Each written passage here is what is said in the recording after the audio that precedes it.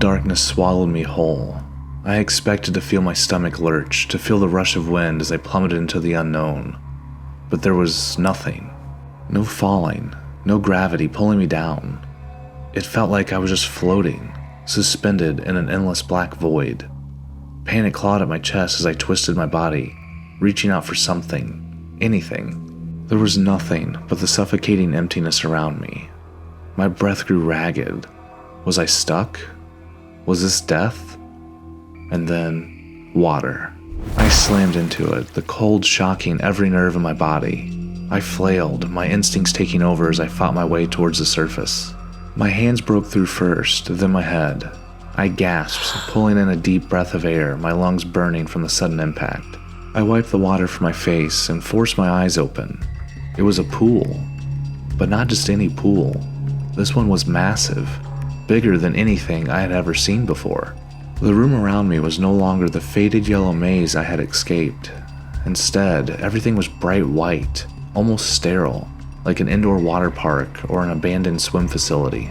The ceiling stretched impossibly high, lined with long rows of lights that flickered every few seconds. The air smelled faintly of chlorine, a clean but artificial scent that felt too perfect, too controlled. I swam towards the edge, my limbs aching as I reached for the smooth tile and pulled myself out. Water dripped from my clothes, pooling beneath me as I stood up, my breathing still uneven. And then I saw it. Above the pool, built against the far wall, was a room with a large window. Light shined from behind the glass, casting a soft glow into an otherwise empty space. And inside that room, a person. I froze. At least I thought it was a person. Their silhouette stood perfectly still, staring down at me from behind the glass. Something was wrong with them. Their proportions seemed slightly off, their limbs a little too long, their posture unnaturally rigid. A chill crawled up my spine. I blinked, and they were gone. I swallowed hard, my throat dry despite the dampness clinging to me. Was my mind playing tricks on me? Or was there actually someone, something, watching me? I turned away from the window, scanning the massive room. There was no door, no exit, but I did see something else.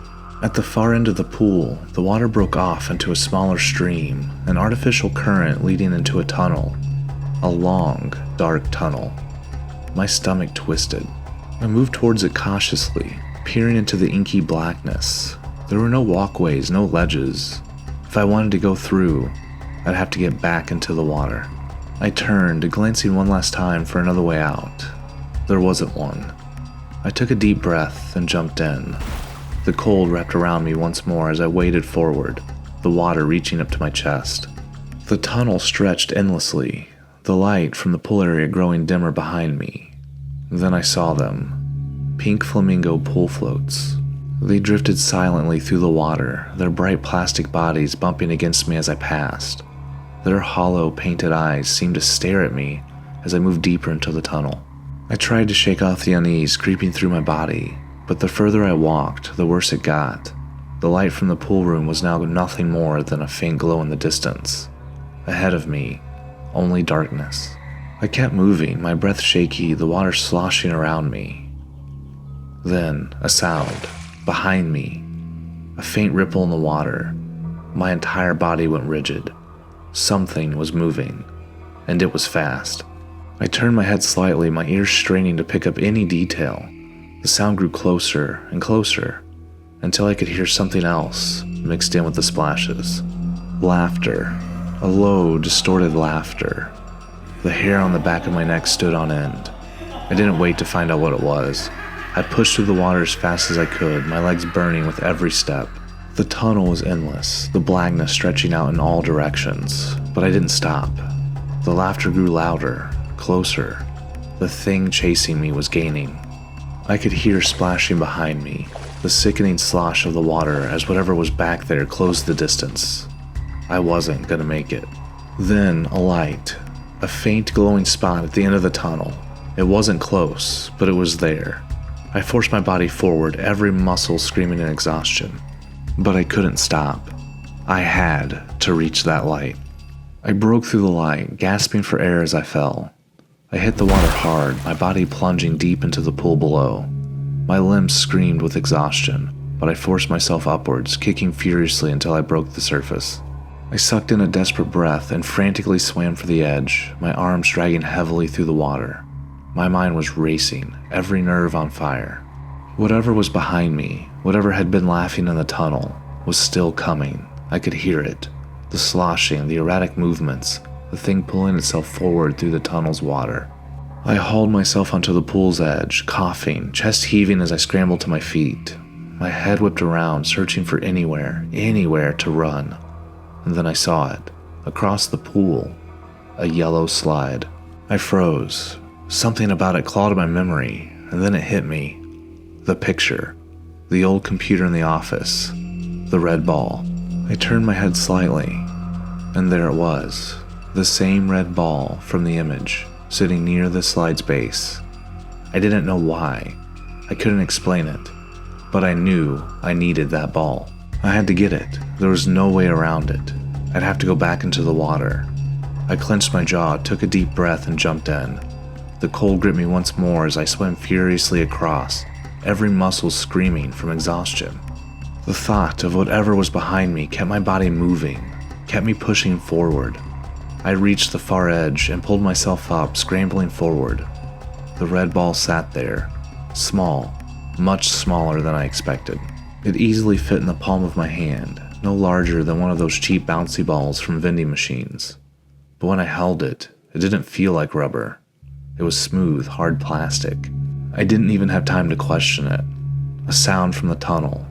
I turned just in time to see it crawl out. Something out of a nightmare. It slithered onto the wet tile, its long coiling body sliding out from the darkness. A serpent. No, not a serpent. A thing, something far worse. It moved like a snake, but where its head should have been was a woman's face. But not a human woman. Her skin was too pale, stretched over too tight on an elongated skull. Her eyes were wrong, black voids that seemed to pull in the light.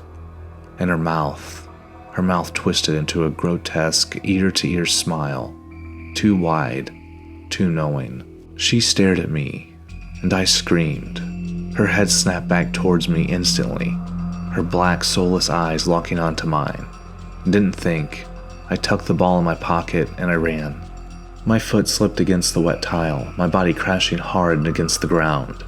I groaned, pushing myself up, but she was already moving. The thing slithered towards me impossibly fast. I knew I couldn't outrun her. My eyes darted up. The slide.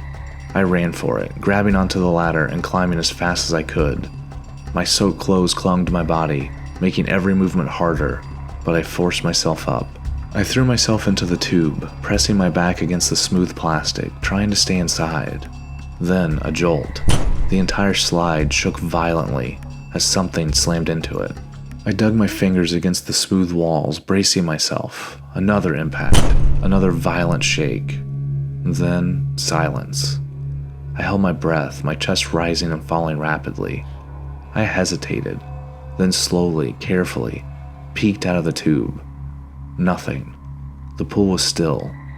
The room was silent. Maybe it was gone. I swallowed, gripping the slide's inner walls, pulling myself slightly forward to get a better look.